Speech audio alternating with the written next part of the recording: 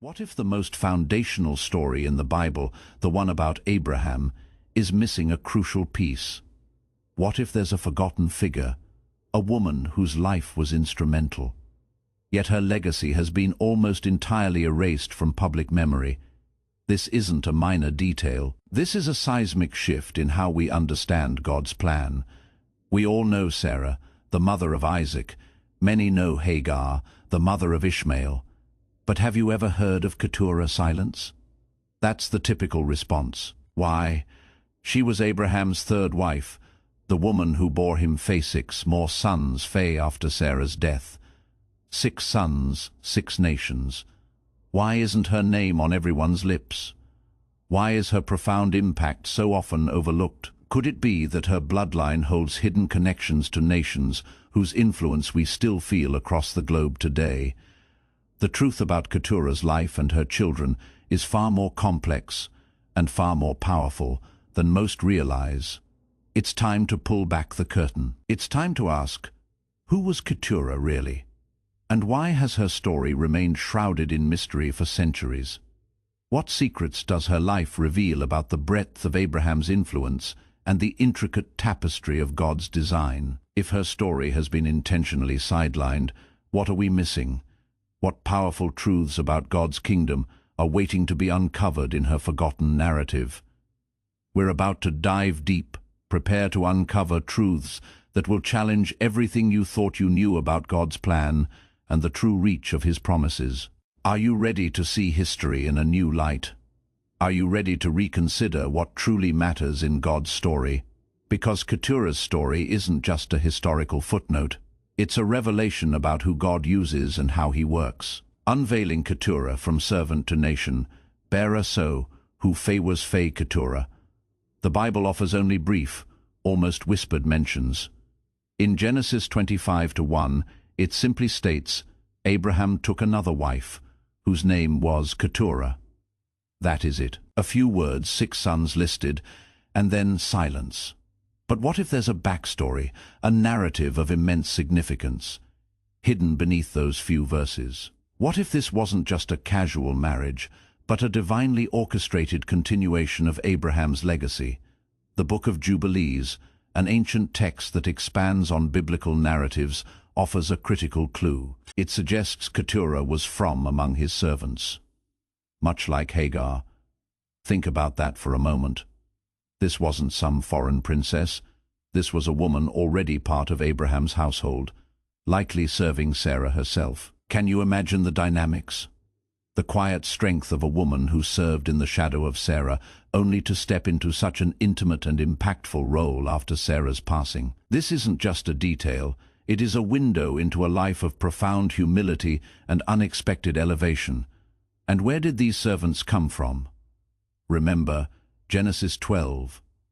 Abraham and Sarah went to Egypt during a famine. Pharaoh, believing Sarah was Abraham's sister, showered Abraham with wealth, including male and female servants. Genesis 12:16. Is it possible Keturah was among them? An Egyptian servant brought into Abraham's household, living under the same roof as Sarah, witnessing the miraculous birth of Isaac, and then, after Sarah's death, becoming Abraham's wife and the mother of 6 more sons. Just like Hagar, who was also an Egyptian servant and mother of Ishmael, Keturah's possible Egyptian heritage isn't just a geographical note, it could signify a recurring pattern in God's unfolding plan. What does it mean that Abraham, the patriarch of Israel, repeatedly had children with women tied to Egypt, a land that would later become Israel's oppressor, but also a place of refuge and divine demonstration? Even church fathers like St. John Chrysostom speculated Keturah might have been from Ethiopia or Cush, regions south of Egypt, linking her to the broader African continent based on the names of her sons. This isn't just academic speculation, it's a challenge to our often narrow view of biblical figures. What if Keturah's background, whether Egyptian, Cushite, or from another ancient land, was part of a larger divine strategy? What if God was already weaving threads of diversity and global reach into Abraham's lineage, long before Israel was even a defined nation? What does this tell us about God's heart for Fae nations? even those outside the direct covenant line. How does Keturah's story invite us to look beyond the obvious, beyond the famous, to see God working in unexpected ways through unexpected people? The painful decision, Isaac's covenant, Keturah's legacy. Imagine the weight of a father's decision, a choice that would echo through millennia, shaping the destiny of nations. This wasn't just about inheritance, it was about divine purpose. The Bible states, starkly in Genesis 25:5-6, Abraham gave all he had to Isaac. But to the sons of his concubines, Abraham gave gifts, and while he was still living, he sent them away from his son, Isaac, eastward, to the country of the east. Why such a seemingly harsh decision? Why send away children you loved, children who were undeniably your own flesh and blood? This wasn't a casual act. This was a deliberate, painful, and profoundly spiritual choice. It was the fulfillment of God's covenant. God had promised Abraham that through Isaac, his lineage, the divine promise would continue. Genesis 21:12. Isaac was the chosen vessel. Abraham, ever faithful, understood the immense responsibility of stewarding that sacred covenant. He knew the purity of that divine legacy had to be protected.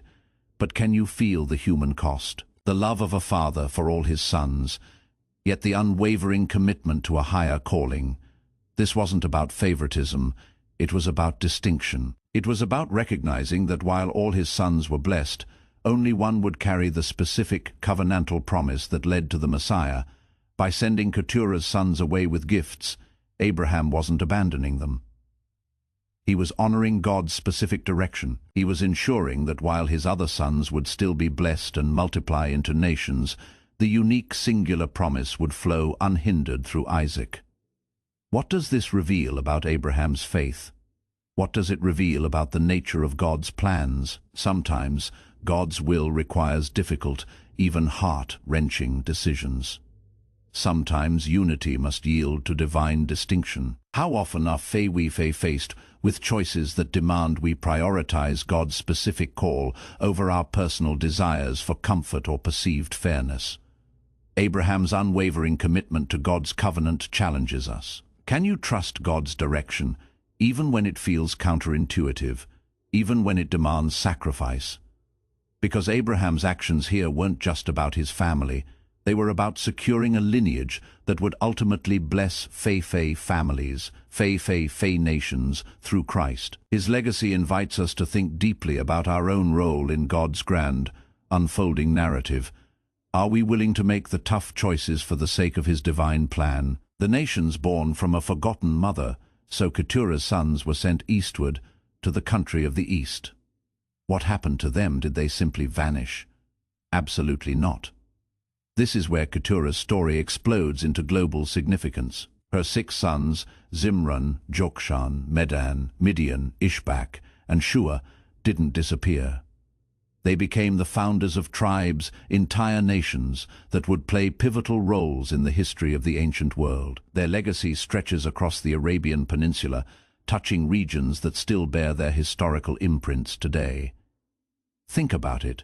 Zimran's descendants likely settled near the Red Sea, becoming early traders connecting distant civilizations. Jokshan fathered Sheba and Dedan. Does Sheba ring a bell, the legendary queen of Sheba, who traveled thousands of miles to meet King Solomon, bringing gold, spices, and wisdom? Ethiopian tradition claims her as an ancestor, tracing their royal lineage back to this very line. Dedan, too, became a major trading hub, mentioned in Ezekiel 27-20 as a partner with Tyre. What does this tell us about the intricate web of ancient commerce and power?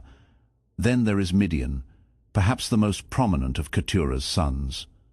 The Midianites weren't just a distant tribe, they were interwoven into Israel's story. Moses himself fled to Midian after killing an Egyptian. He married Zipporah, daughter of Jethro, a Midianite priest. Think of the irony. The very man God chose to lead his people out of Egypt found refuge and a family among the descendants of Abraham's other wife. But the Midianites also clashed fiercely with Israel later, notably in the dramatic battle where Gideon, empowered by God, delivered Israel from their oppression. What does this tell us about complex relationships between nations, even those sharing an ancestor? What secrets of early metalworking and trade did the Midianites hold, connecting them to vital advancements in the ancient world? Ishbak and Shua, though less detailed in scripture, also contributed to the rich tapestry of nomadic and semi-nomadic tribes across Mesopotamia and Arabia. Shua's most famous descendant, Bildad, one of Job's 3 friends, offering counsel and sometimes misguided wisdom to Job in his suffering. This means Keturah's lineage touches even the profound spiritual dialogues of the book of Job. These nations born from Keturah were not insignificant. They traded, they warred, they influenced, they preserved knowledge, they shaped the very landscape around Israel. Their existence proves that Abraham's blessing wasn't confined to one line, one nation. It spread, like ripples, across the entire region. What divine purposes were at play in these far-reaching connections? How might these nations, often seen as others, have influenced Israel's destiny, unknowingly fulfilling a part of God's overarching plan for Abraham's widespread legacy? Her descendants are a powerful testament. God's promises are broader, deeper, and more inclusive than we often imagine. So what do you think? How do these forgotten sons reshape your understanding of God's promises and his intricate working in history? Beyond the covenant, God's expansive plan. Pause for a moment. Why does Keturah's story, a seemingly minor footnote, matter so profoundly? Because it shatters our narrow perceptions of God's plan. We often focus solely on the line of Isaac, the covenant, and Israel, and rightly so, for through that line came the Messiah. But Keturah's story reveals something equally profound. God's blessings are not restricted to one pathway. His plan encompasses Fe-Olfe people, Fe nations. Keturah's 6 sons didn't just fade away. They multiplied, establishing tribes and cultures across Africa and Arabia. This demonstrates God's promise to Abraham in Genesis 17:4-5 that he would be the father of many nations, not just Fe.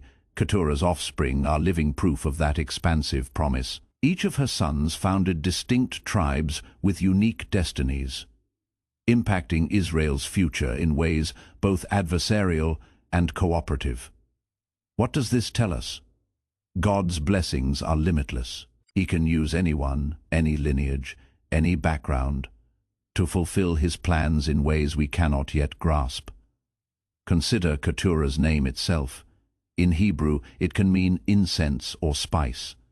This isn't a coincidence. Incense isn't always seen. Its fragrance quietly fills the room, permeating everything. Keturah's influence was like that. Subtle, perhaps not in the dazzling limelight, but profoundly impactful. It spread across the ancient world, a quiet aroma of God's kingdom at work. This highlights a deeper truth. God uses those who seem small, unnoticed, but whose impact is global. Just as incense fills the room with its fragrance, Keturah's influence quietly, powerfully shaped history. Her relationship with Abraham, coming after Sarah, also demonstrates God's faithfulness.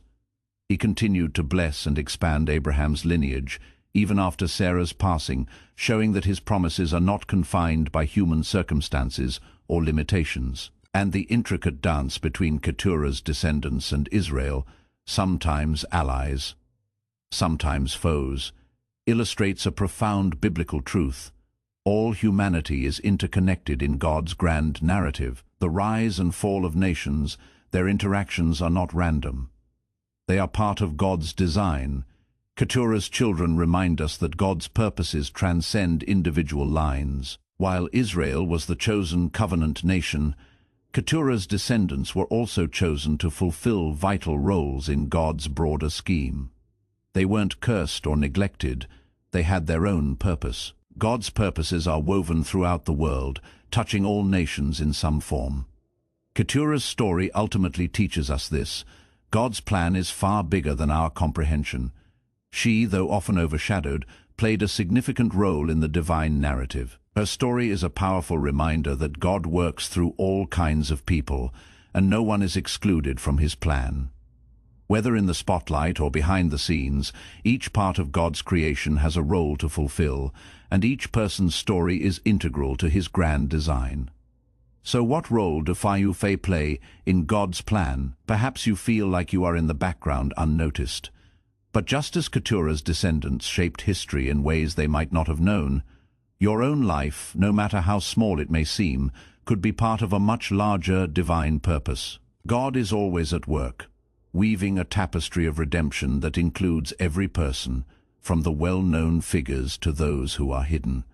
How might God be using your life in ways you don't fully see yet? Your impact, visible or not, is part of his divine plan, just like Keturah. Your connection to the ancient lines, bloodline or spirit, Kudfioki, connected to Keturah's descendants. In a world where history feels distant, it's mind-blowing to consider that ancient lineages, including Keturah's, continue to shape our world. Keturah's sons are traditionally linked to the Arab peoples, spreading across the Middle East and North Africa. Are you tied to the tribes of Midian, Dedan, or Sheba? Nations like Saudi Arabia, Jordan, Syria, Yemen, even Ethiopia carry the historical imprint of these ancient tribes. The Midianites, who hosted Moses, still have connections to modern tribes in Saudi Arabia and Jordan. Dedan's descendants populate parts of modern Saudi Arabia and the Persian Gulf, influencing commerce and culture, and the legacy of Sheba, with its ties to the Queen of Sheba, is foundational to Ethiopian tradition. Many modern Ethiopians and Arabs can trace their roots back to these profound ancient peoples. Could your family history stretch back thousands of years to these very lines? But let's go deeper. Even if your ancestors don't physically hail from these ancient tribes, there's a connection far more profound spiritual inheritance. The New Testament tells us that through faith in Christ, all believers are grafted into God's family, becoming spiritual heirs of Abraham's covenant, Galatians 3:29. This is monumental. This means Keturah's story, Abraham's story, your story, Faye. It's a reminder that God's purposes stretch across generations and nations, reaching all who are called by his name. The question of whether you might be a descendant of Keturah's line encourages us to look at the broader scope of our own lives and legacies. Whether through direct descent or spiritual connection, we are all part of the continuing story of God's work in the world. Each of us plays a part in fulfilling God's divine plan, just as Keturah's children fulfilled their roles in shaping history. What role do you feel called to play in God's grand narrative? What unique thread are you weaving into his tapestry? In ways we can't fully understand, the line of Keturah's descendants continues to be part of the living, breathing story of God's redemptive work. And you, in your own life, are caught up in that grand narrative. So whether through heritage or through faith, you are part of God's eternal family.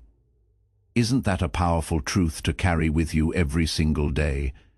Keturah's quiet triumph, the power of the unseen. What happened to Keturah after her sons left? The Bible is silent. No grand pronouncements, no detailed account of her final days. Her life, much like her beginning, is shrouded in mystery. But this silence speaks volumes. It implies a quiet dignity, a life lived in peace, perhaps continuing to share the faith she found with Abraham. She wasn't part of the direct covenantal promise with Isaac, but her lineage was undeniably key to God's broader purpose for Abraham's descendants. Her legacy is rooted in the quiet, profound continuation of God's plan through the nations her children established. Her life wasn't about being in the limelight. It was about faithfully playing her part, bearing 6 sons who would become influential forces throughout history. Her children helped fulfill Abraham's promise to be the father of many nations. She was instrumental in ensuring the continuation of God's broader vision for humanity. And this is a profound lesson for us. Not all of God's kingdom work is visible or celebrated in the ways Faye might expect. Some lives, like Keturah's, are used by God in quiet, powerful ways. Her role in shaping nations may not have been celebrated publicly, but God saw her contribution, and it was vital to the fulfillment of his promises. Her legacy speaks directly to those who feel they are in the background, unseen, unacknowledged. You are not insignificant. You are integral to God's greater plan for humanity. In 1 Corinthians 1-2, 7-28, it says, God chose the foolish things of the world to shame the wise. God chose the weak things of the world to shame the strong. God chose the lowly things of this world and the despised things, and the things that are not, to nullify the things that are. Keturah, a woman many may have forgotten, was chosen by God. Through her, nations were born, and the influence of Abraham's legacy spread far and wide. What does this tell us about the nature of God's choices? It shows that God does not base his plans on worldly fame, position, or power. He uses every part of his creation. Keturah challenges our assumptions about greatness, teaching us that even those in the background play an essential part in the story of redemption. Every person, no matter their apparent importance, is a vital thread in the intricate tapestry of God's will. Romans 8:28 confirms, "And we know that in all things God works for the good of those who love him, who have been called according to his purpose." Keturah's life, though often overlooked, is a powerful example of how God works through even the least likely vessels to bring about his greater plan. Her legacy may be hidden, but it is no less essential in God's grand narrative. Her story teaches us that God's plan for redemption is far-reaching, and every person has a role in it, whether front and center or quietly fulfilling their part behind the scenes. Isn't it comforting to know that even those who seem to be on the sidelines are still integral to God's work? What part of your life do you feel might be in the background? How can you embrace the fact that God might be using it powerfully in his divine plan? Keturah's story encourages us to step into our roles, however hidden they may seem, knowing that we, too, are part of something far greater than we can see. Remember this: God's plan includes everyone, even those whose names are only mentioned once. Stay blessed and keep seeking the truth hidden in his word.